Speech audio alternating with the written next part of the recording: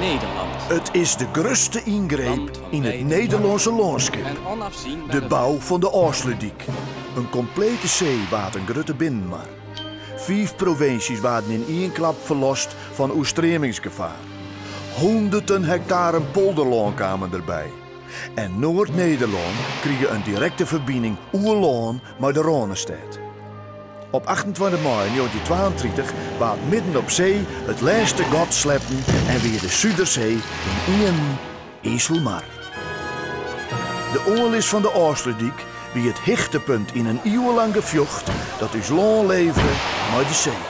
Het wie ook een hichtepunt voor de Friese automobilisten die nou zacht naar Amsterdam rijden konden.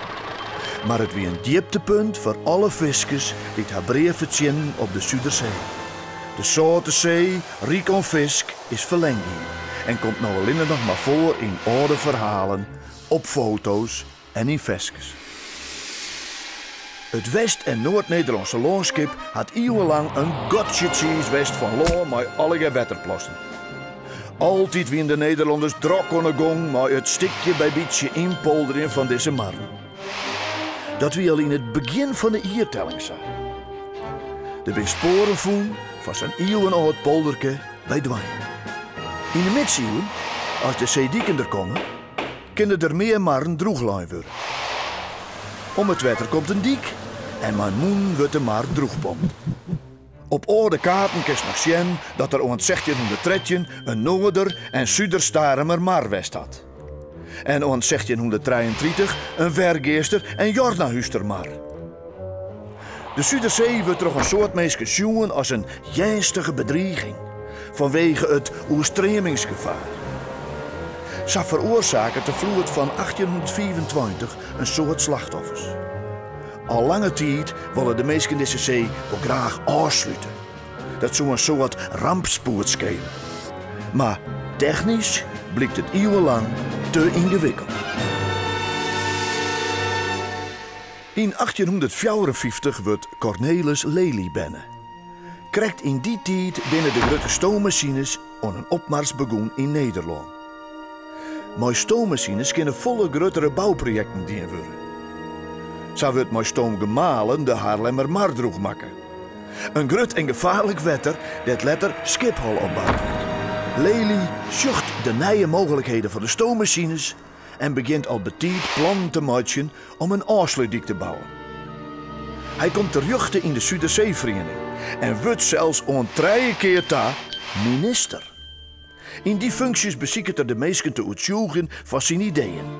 Maar hield hij ketsen de plannen aan.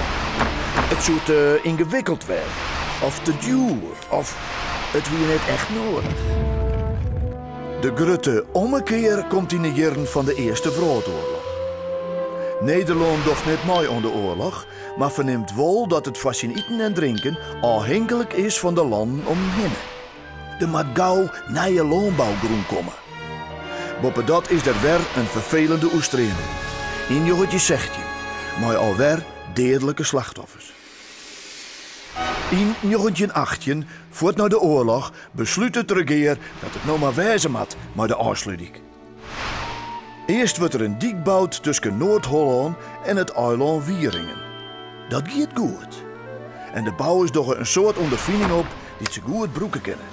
Bij gelijks dat keilingen, dat zo uit de zee opbaggerik is, fantastisch materiaal is om een sterke diek mee te bouwen.